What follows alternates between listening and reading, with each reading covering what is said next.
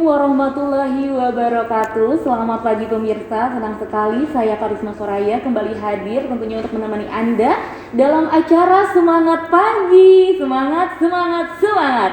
Luar biasa sekali. Dan seperti biasa pemirsa di Semangat Pagi akan selalu memberikan informasi-informasi menarik yang pastinya akan sangat sayang apabila pemirsa lewatkan. Seperti berita yang satu ini, yang dimana mungkin kita juga tahu nih pemirsa, banyak kasus yang telah terjadi tentang penyalahgunaan narkoba atau obat terlarang ini ya. Bahkan beberapa bulan ke belakang pun sempat kita mendengar berita bahwa adanya salah satu warga di wilayah Kabupaten Tasikmalaya yang menanam ganja di area sekitar rumahnya. Setelah itu juga disusul dengan berita mengenai penangkapan 9 tersangka kasus pengedaran narkoba yang terjadi di Tasikmalaya. Nah, maka dari itu, kali ini kita akan mencari tahu kenapa tingkat kasus penyalahgunaan narkoba atau pengedaran narkoba ini cukup tinggi di kota santri seperti kita ini. Nah, mungkin sudah hadir di Semangat Pagi untuk membahasnya. Saya perkenalkan juru bicara yang pertama kali ini, yaitu Kepala BNN Kota Tasikmalaya yang terhormat Bapak Tuteng Budiman MSI. Selamat pagi Bapak. Selamat pagi. Selamat pagi.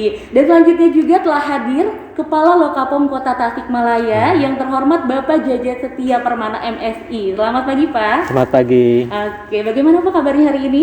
Alhamdulillah sehat-sehat. Alhamdulillah luar biasa ya Pak, harus tetap semangat ya Pak.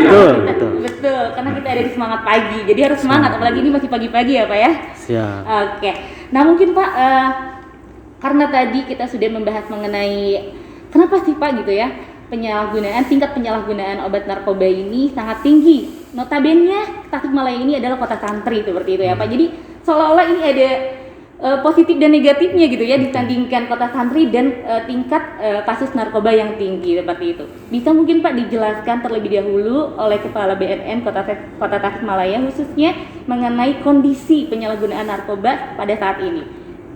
Ya baik Pak, terima kasih atas kesempatan yang diberikan pada kami, pada BNN. Apa yang disampaikan tadi sebuah pertanyaan yang sangat menggelitik kan.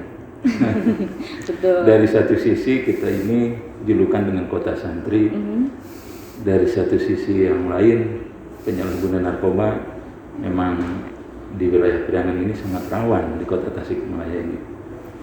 Memang demikian adanya ya, di Tasikmalaya ini penyalahgunaan narkoba semakin tinggi.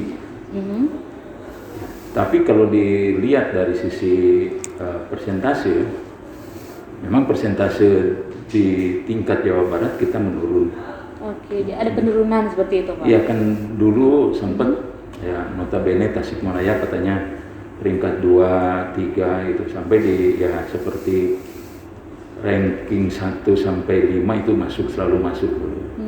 Ya setelah hadirnya BNN dan GIAT semua ada, dari Polres, dari BP POM memang hampir bersamaan hadir di Tasikmalaya.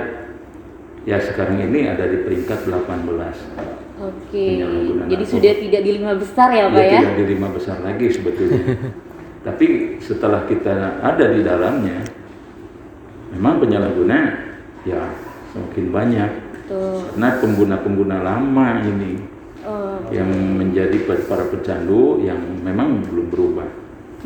Nah ini yang kita harus gencar-gencarnya memberikan pemahaman terhadap mereka, jangan sampai menyalahgunakan narkotika dan psikotropika ini. Itu seperti itu, kita berupaya terus dari semua kalangan gitu ya, bahkan kita berupaya dalam rangka ya mewujudkan desa bersinar. Desa bersih dari narkoba, mungkin di tingkat kota namanya Kelurahan Bersinar. Kelurahan Bersinar. Ya, ini mewujudkan ya Tasikmalaya bersinar. Betul. Ya, kita sekarang Indonesia, Bapak Presiden menegaskan bahwa Indonesia harus bersih narkoba. Nah itu untuk mewujudkannya ya pasti harus ditopang dari seluruh kabupaten kota yang ada di Indonesia. Betul, harus ada kerjasama juga ya Pak ya dari semua instansi ataupun lembaga tertentu ya yang terkait. Oke.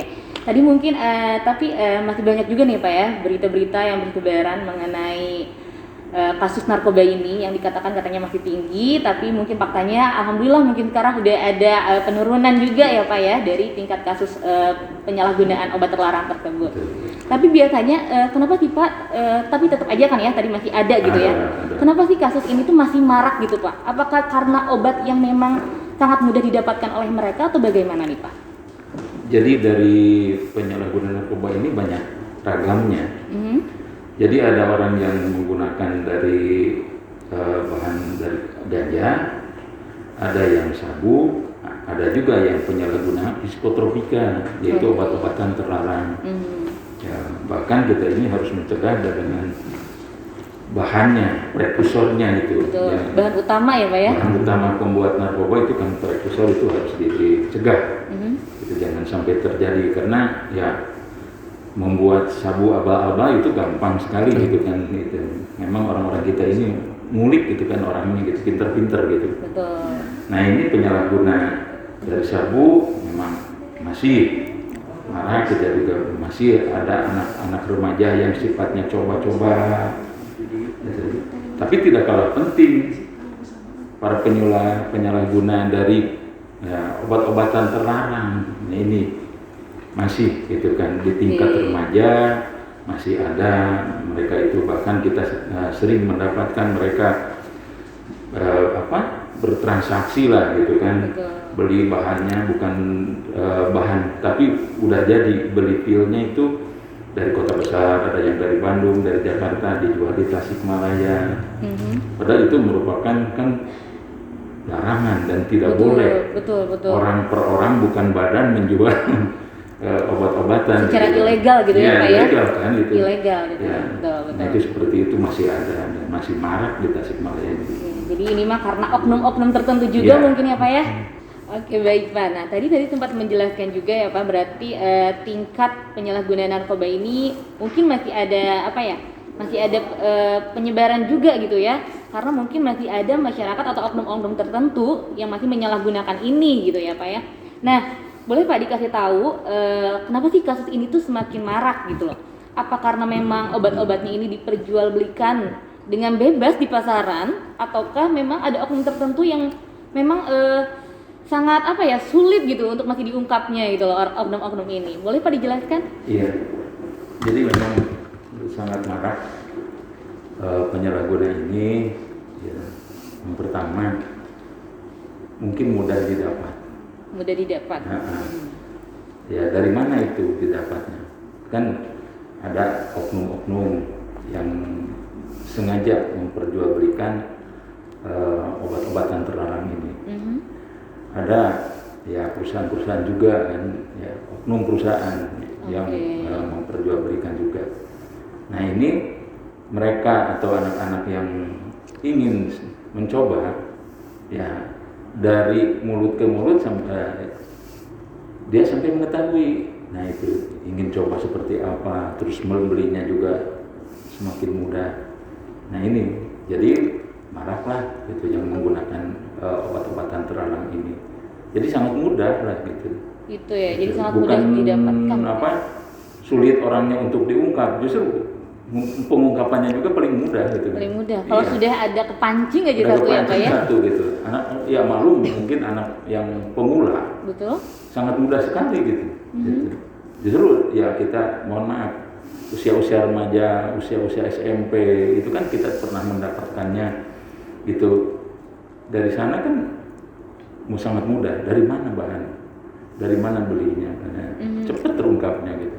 Beda dengan yang senior-senior yang di narkoba jenis lainnya. Betul, itu sudah beda lagi gitu beda lagi. Oke. Nah itu dia berarti ya kasusnya memang karena obat-obatnya ini masih terjual bebas juga dan sangat mudah didapatkan. Nah perihal obat-obat nih Pak ya, mungkin saya akan langsung berbicara dengan Kepala Lokapom Tasikmalaya. Nah seperti apa sih Pak obat-obat yang memang digunakan atau disalahgunakan ini gitu loh Pak? Yang berbahan seperti apa dan kandungannya apa gitu loh Pak? Ya betul, memang kejadian atau kasus penyalahgunaan obat ini sudah menurun, tapi masih ada ditemukan terutama di kota Tasikmalaya ini seperti yang tadi disampaikan oleh Pak Tuteng. Memang hal ini kalau menurut kami ada beberapa faktor sih yang bisa menyebabkan ini maraknya itu. Jadi yang pertama memang pertama dari faktor pengedarnya. Jadi memang masih ada pelaku-pelaku oknum-oknum yang melakukan pengedaran itu, terutama tadi disampaikan juga itu misalnya pemakai yang lama yang udah kecanduan sehingga dia juga menjadi pengedar untuk produk yang dilarang tersebut gitu kan, penyalahgunaan obat.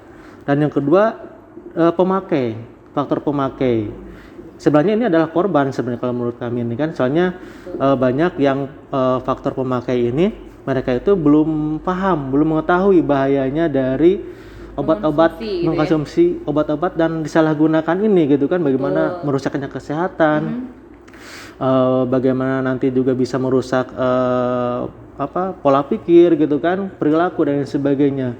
Tentunya ini salah satu faktor yang menyebabkan maraknya peredaran ini. Berarti dan bisa yang dikatakan kurangnya edukasi ya Pak ya? Betul, edukasi dan sosialisasi.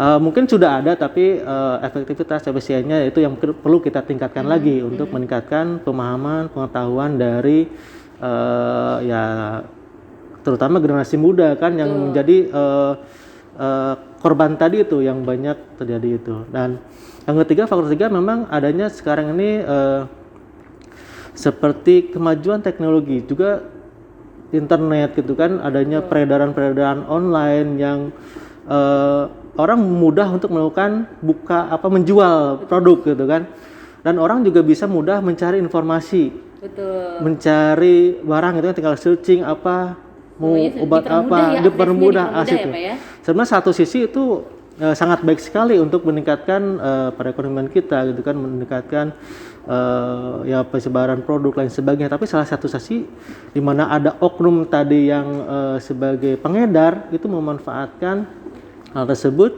dan sehingga menjadi mudah peredarannya ini dari Jakarta tadi sampai ke Tasik barangnya itu kan, dari Bandung sampai ke Tasik dan sebagainya, itu kan mudah. Ditambah lagi dengan sekarang itu pendistribusian barang juga banyak dan murah kan, dengan banyak ekspedisi-ekspedisi yang menunjang peredaran barang tersebut gitu. Kan. Jasa kirim gitu ya Pak ya? Jasa kirim juga gitu.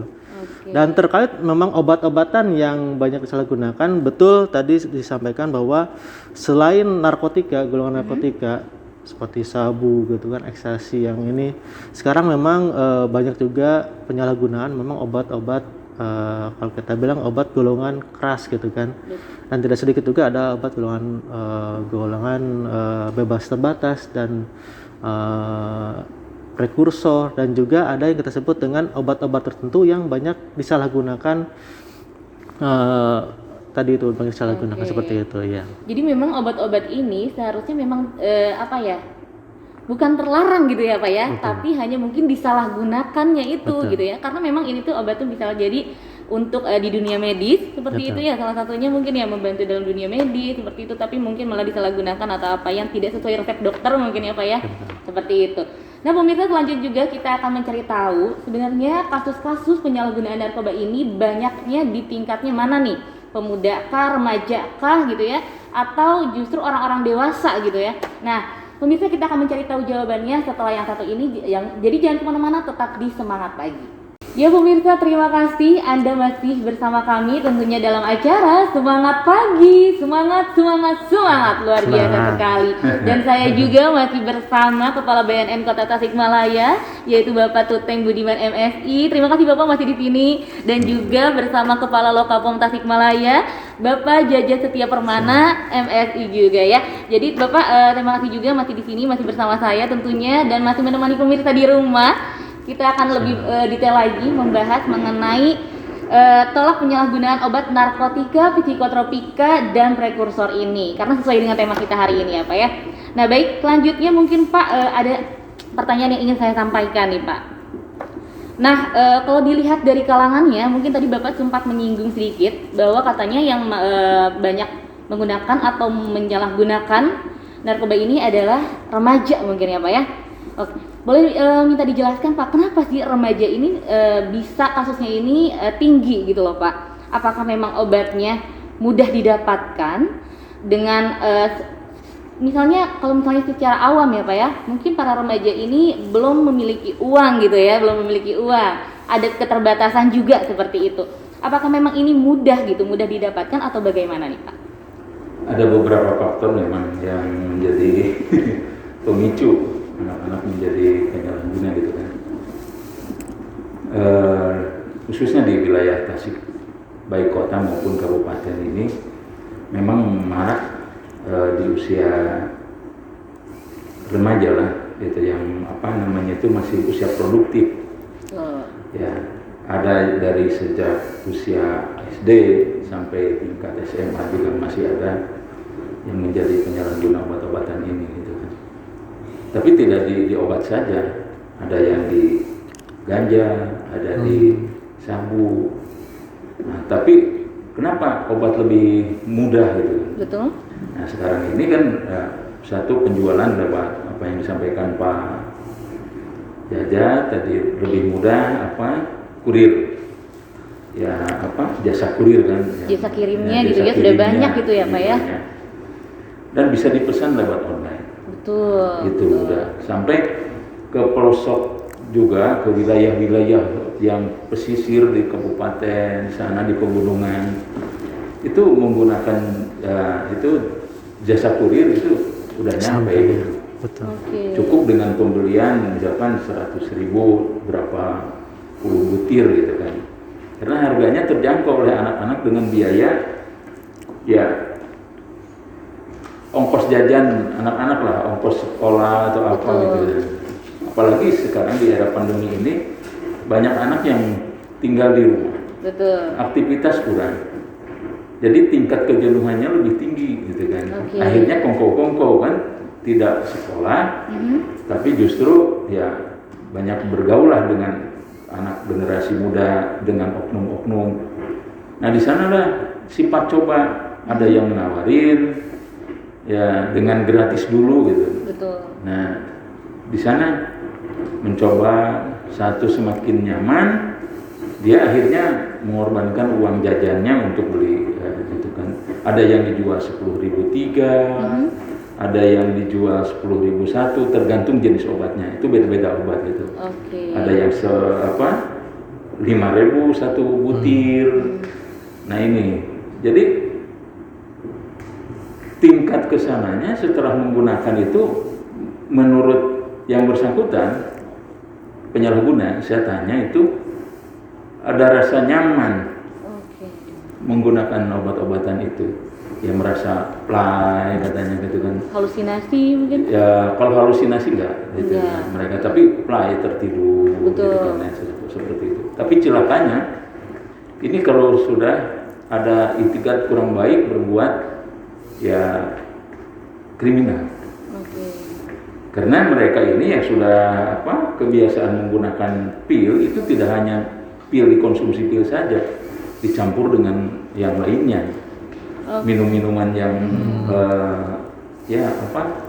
istilahnya ada yang pakai Coca-Cola, minuman ada bersoda yang Pak ya? Minuman bersoda lah, berbagai jenis itu dicoba oleh mereka itu. Ini hasil dari pengakuan mereka yang kita tangkap gitu. Kita interogasi gitu kan, cari informasi pengalaman apa yang didapatkan, sehingga ada orang yang berbuat kriminal. Ya, satu hal yang misalkan begini, ya dia itu punya pacar, dibawa jalan-jalan, kehausan, mereka itu karena pacarnya nggak tahu apa yang diberikan, jadi diberikan air mineral, dimasuki pil tadi itu, dimasuki ke dalam air mineral tadi. Nah, sehingga kalau orang yang baru menggunakan satu pil saja bisa tertidur. Nah, pada saat tertidur tadi mereka itu ya melakukan perbuatan yang tidak senonoh. Nah ini gitu. Jadi makanya harus diantisipasi para orang tua khususnya gitu kan. Tapi nampaknya di kita sosialisasi semua unsur sudah jalan.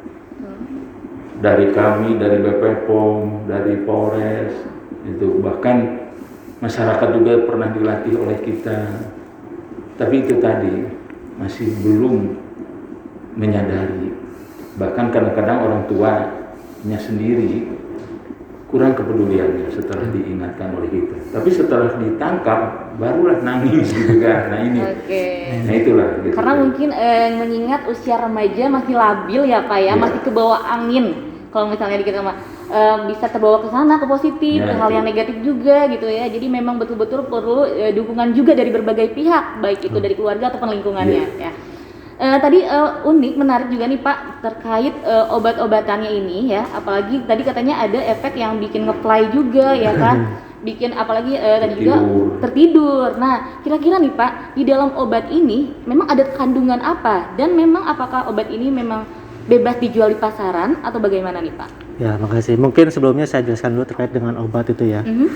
Sebenarnya obat itu adalah memang bahan atau mungkin campuran bahan, termasuk juga produk biologi seperti vaksin gitu kan, yang itu mempengaruhi fisiologis tubuh. Jadi mempengaruhi tubuh kita, kerja jantung, kerja otak, kerja tubuh kita itu dipengaruhi oleh obat itu. Tapi apa fungsinya? Fungsinya untuk mendiagnosa, mendeteksi, untuk penyembuhan, pemulihan gitu kan, sampai meningkatkan kesehatan. Nah, antara efeknya apa secara ke tubuh, secara fisiologis tubuh, berarti memang selain efek yang tadi untuk menyembuhkan, ada efek-efek lain yang bisa ditemukan oleh obat tersebut yang kita namakan dengan efek samping gitu kan. Iya, nah, betul, efek samping itu yang harus kita hindari kan dari tujuan pengobatan ini. Nah, dari tingkat risiko efek samping inilah itu ada beberapa kategori golongan obat. Jadi ada obat bebas. Jadi golongan obat bebas ini memang risiko efek sampingnya rendah, sehingga emang boleh diperjualkan secara bebas gitu kan. Mungkin masyarakat bisa dapatkan di warung-warung gitu kan, toko-toko gitu kan, untuk obat bebas ini. Tandanya ada logo hijau gitu kan, bulatan hijau di kemasannya. Yang kedua ada obat bebas terbatas. Jadi ini risiko efek sampingnya yang sedang lah gitu. Jadi kita bolehkan digunakan secara mandiri, tapi harus mengikuti petunjuk yang ada di obat tersebut. Pemakaiannya seperti apa, terus untuk kondisi apa, untuk penyakit apa, gitu harus sesuai dengan peringatan atau petunjuk yang ada di. Harus tepat ya Pak harus ya? tepat gitu kan. Soalnya kalau tidak tepat nanti efek sampingnya itu yang bisa membahayakan gitu kan. Nah, obat-obat bebas terbebas ini diperoleh biasanya di toko obat yang menjualnya itu seperti itu. Tapi masyarakat memang bisa membeli langsung gitu obat tersebut, asalkan dengan tadi itu sesuai dengan anjuran peringatan yang ada di obat tersebut. Yang ketiga, golongan itu ada golongan obat keras. Nah, golongan obat keras inilah yang memiliki efek samping yang tinggi. Jadi apabila penerapannya, penggunaannya, cara pemakaiannya tidak tepat, itu bisa menimbulkan efek samping yang merugikan yang peminumnya itu gitu kan. Nah, obat-obat keras inilah yang digunakannya harus dengan resep dokter. Di bawah pengawasan dokter ya? Dokter, dan didistribusikan itu dengan sarana pelayanan kefarmasian yang memiliki izin seperti apotek gitu kan, klinik, rumah sakit. Yang di situ juga ada tenaga kefarmasian yang mengelola, yang mengawasi dan bertanggung jawab terhadap pengelolaan obat-obat tersebut gitu. Nah, untuk golongan lainnya ada tadi sebutkan narkotika gitu kan. Nah, golongan obat narkotika ini memang itu adalah obat yang dia untuk menurunkan kesadaran, itu juga untuk menghilangkan nyeri, tapi dia memiliki efek ketergantungan, memiliki efek kecanduan gitu kan. Disinilah maka penggunaannya benar-benar harus diperketat gitu kan, jangan sampai kita menggunakan obat itu tapi menimbulkan efek kecanduan terhadap obat itu, dan di mana itu bisa berefek terhadap sistem saraf pusat kita, jadi sistem ke dalam otak mempengaruhi seperti itu. Dan golongan obat 3 itu ada obat psikotropika. Tadi memang itu golongan obat selain narkotika yang memiliki efek psikis gitu. Jadi bisa merangsang stimulan mood kita gitu kan, bisa juga itu, dan menyebabkan ketergantungan juga. Nah, dari narkotika psikotropika ini ada beberapa golongan. ada golongan yang memang sama sekali tidak boleh diedarkan, tidak boleh dikonsumsi oleh dipakai gitu oleh masyarakat gitu kan, oleh pasien. Tapi ada juga memang golongan obat narkotika atau psikotropika yang digunakan untuk pengobatan. Baik. Nah, dari dari produk-produk ini mungkin ada sebagian yang tadi itu disalahgunakan oleh oleh pemakai gitu kan, dan tentunya untuk golongan narkotika psikotropik yang boleh digunakan atau ini untuk pengobatan itu juga terbatas. Jadi pendistribusiannya juga adalah di jalur distribusi PBF, terus juga di tadi sarana pelayanan kefarmasian seperti apotek, rumah sakit, klinik dan lain sebagainya yang memiliki izin gitu, seperti itu. Oke, baik Bapak, mungkin kita akan membahas lebih detailnya lagi mengenai apa sih bahaya dari obat-obat ini. Kan tadi mungkin lebih sekilas ya Pak ya, mungkin nanti akan ada kecanduan atau apa mungkin ya. Nanti kita akan lebih dibahas mengenai per detailnya lagi, apakah bahaya yang sampai menyebabkan kematian juga, atau bagaimana bahaya terbesarnya apabila kita berkecanduan dalam narkoba ini mungkin ya Pak ya. Jadi pemirsa jangan kemana-mana, tetap terus di Semangat Pagi. Baik pemirsa, terima kasih. Pastinya Anda masih bersama kami dalam acara Semangat Pagi. Semangat. Luar biasa. Masih ditemani dengan Bapak Kepala BNN Kota Tasikmalaya dan juga Bapak Kepala Lokapom Tasikmalaya juga. Dan masih dengan bahasan tema yang sama ya Pak ya. Siap. Mengenai penyalahgunaan obat terlarang ini nih ya Pak ya. Nah, tadi sempat disinggung juga kan ya, sempat disebutkan juga mengenai golongan-golongan narkobanya ya Pak ya, ada psikotropika, ada narkotika, ada prekursor juga yang merupakan bahan utama ya Pak ya. Tadi juga sempat disinggung mengenai bahayanya ataupun akibat dari pemakainya. Mungkin boleh dijelaskan Pak, akibat dari pemakai apabila mengonsumsi obat-obat terlarang ini, sampai tingkat terparahnya ini sampai menemukan kasus seperti apa nih Pak? Nah, memang dari penyalahgunaan obat khususnya banyak efeknya sebetulnya yang dirasakan sampai ya memang jangka panjang sih, tidak sesaat gitu pada saat dikonsumsi gitu. Tapi ada juga yang seperti tadi kan saya jelaskan, yang baru konsumsi baru satu pil saja sudah tertidur kan, sehingga melakukan sesuatu yang tidak senonoh. Nah itu efek kan, efek dari obat itu bisa langsung tertidur. Nah belum orang yang itu konsumsinya udah rutin, itu bukan 1-2 butir lagi. Karena udah kecanduan tingkatnya. Itu ya dia konsumsi paling sedikit 4-5 butir. Ya karena ya dia rasakan itu semakin nyaman katanya konsumsi itu kan. Tapi celakanya memang kalau tidak terkontrol, lama-kelamaan kan overdosis. Betul. Overdosis kan ujung-ujungnya pasti meninggal. Itu merasakan mereka selalu dicoba. Oh, bagaimana kalau ini dicampur dengan ini? Bagaimana kalau ini dicampur dengan ini? Kalau di Tasik itu saya dapatkan seperti itu. Pil dicampur dengan ciu, pil dicampur dengan minuman bersoda. Ada yang dicampur dengan alkohol 90%. Itu yang jadi korban di beberapa daerah itu. Ada yang konsumsi alkohol dicampur dengan pil yang tadi, itu akhirnya ya meninggal dunia juga. Ini bisa dikatakan miras oplosan itu bukan sih Pak? Ya, miras oplosan itu dia itu sebetulnya ya ada beberapa kandungan yang dicampur, bukan murni. Bahkan yang celakanya ada yang konsumsi alkohol yang 98%, itu kan bukan alkohol lagi. Metanol kan itu bukan kelasnya. Ada kandungan metanolnya betul. Iya gitu kan, itu pasti kebakar kan. Nah sifat orang-orang di kita ini ya kenapa gitu kan, udah tahu gitu kan alkohol 70% juga tidak boleh. Nah ini dikonsumsi, kan itu salah satu prekursor alkohol itu. Nah ini jadi ya perlu edukasi lah. Betul ya, harus perlu edukasi lagi. Nah Pak, ini sangat menarik lagi nih. Kan ini ada bahan-bahan obat gitu ya, tadi ada dikatakan bahan-bahan obat juga. Nah Bapak pernah nggak nih dari Lokapom sendiri gitu menemukan kasus yang dimana misalnya bahan-bahan obat ini disalahgunakan gitu oleh oknum tertentu? Memang ini terjual bebas gitu di pasaran produk-produknya seperti itu. Pernah tidak Pak menemukan kasus seperti itu?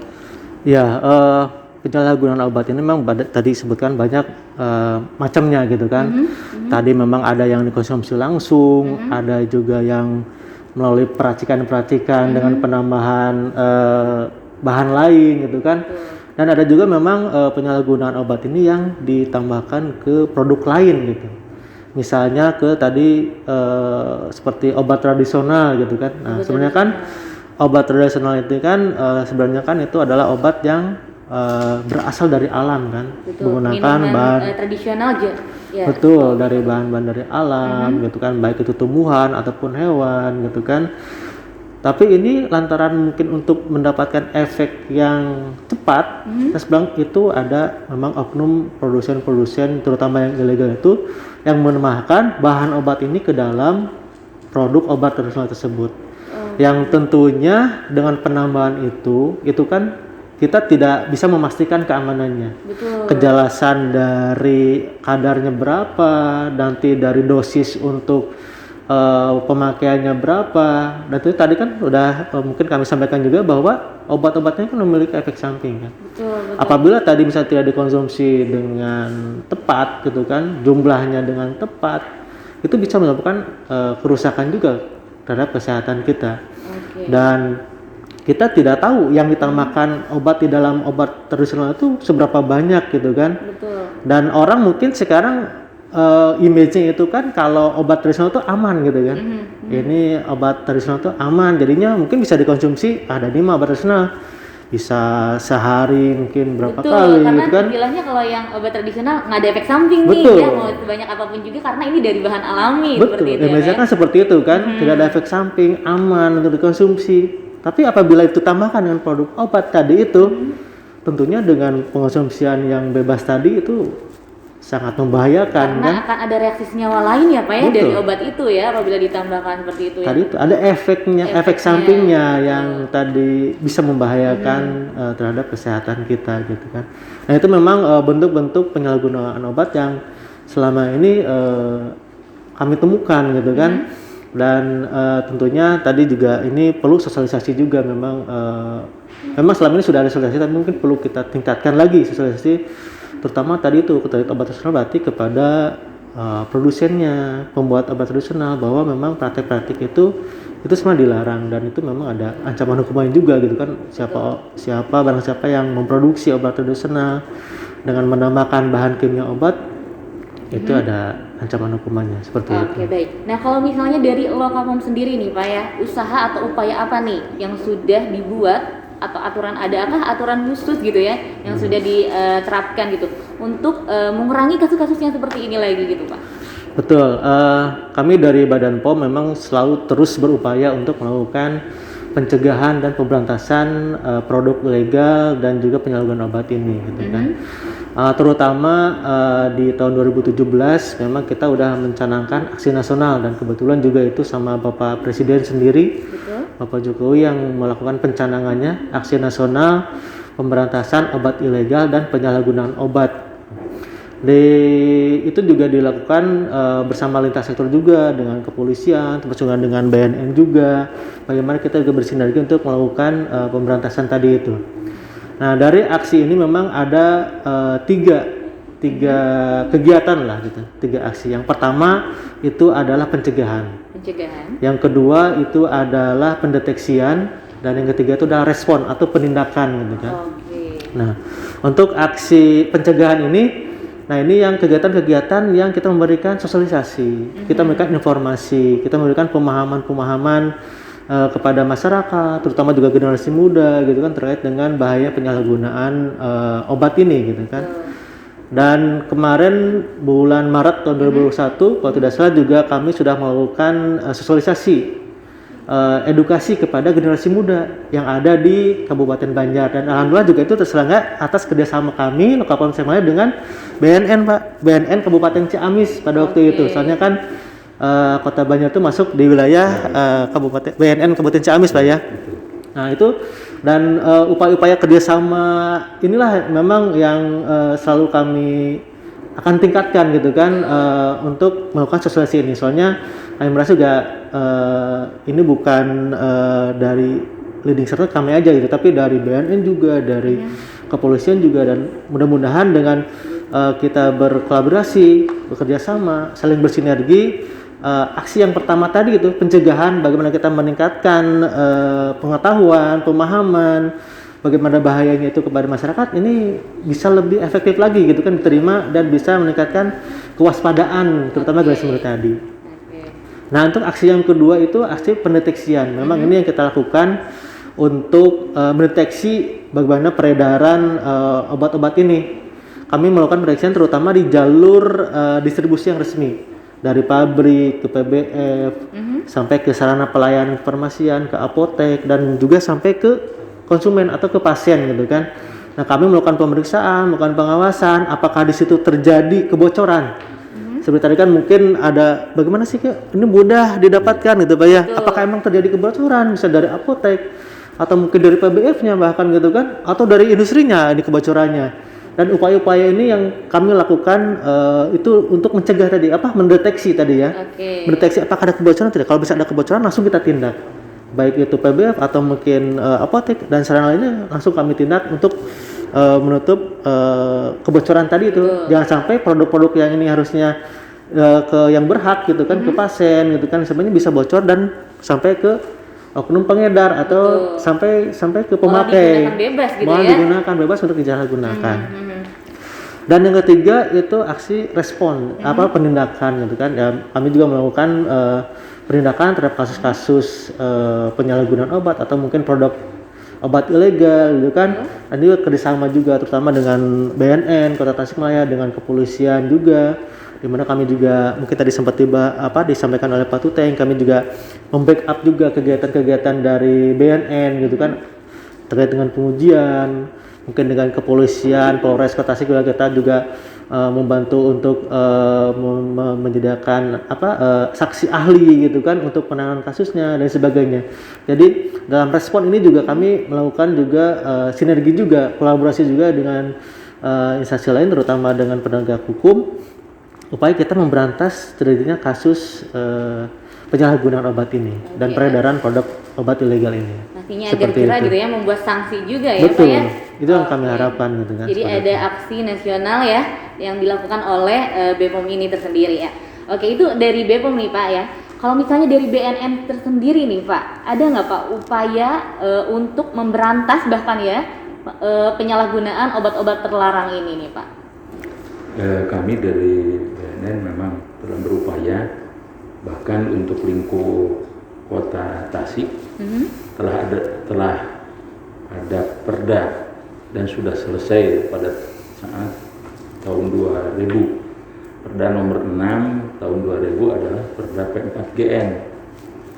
Nah, Perda P4GN itu dalam rangka pencegahan, pemberantasan penyalahgunaan dan peredaran gelap narkoba dengan prekursornya. Jadi di dalamnya itu komplit gitu kan. Baik obat-obatan terlarang, kan di sana ada prekursor kan. Prekursor itu bahan-bahan obat-obatan. Itu kita salah satu upaya yang membentuk Perda P4GN. Nah, yang berikutnya kita harus berkolaborasi terus. Betul. Semua stakeholder tadi, BPOM, kepolisian, semua jajaran pemerintah daerah. Ya, tidak henti, ini yang harus lebih ini kita kerjasama dengan masyarakat. Masyarakat yang harus tanggap dan peduli. Kita sosialisasi terus, kalau masyarakatnya kurang kepeduliannya, tetap saja tidak jalan gitu. Nah ini, jadi kami mengharapkan peran serta masyarakat di dalam pencegahan, pemberantasan penyalahgunaan ya baik obat-obatan maupun narkotika dan psikotropika ini ya harus ikut andil di dalamnya. Gitu. Kesadaran diri ya Pak. Kesadaran diri, karena kalau kita terus dari pemerintah mencegah, masyarakat sendiri acuh-acuh saja kan tidak akan berhasil. Betul.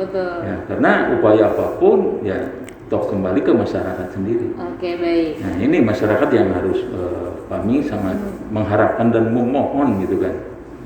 Ada kesadaran dari masyarakat gitu, tidak menyalahgunakan narkoba karena ini sangat membahayakan generasi kita. Oke. Itu mungkin dari kami. Oke, Pak. Terkait sanksi nih Pak untuk para pelaku pengedar ataupun pecandu narkoba ini yang diberikan sanksi seperti apa nih Pak dari pihak kepolisian tentunya? Nah, sesuai dengan Undang-Undang 35 2009 ini udah jelas kan di sana.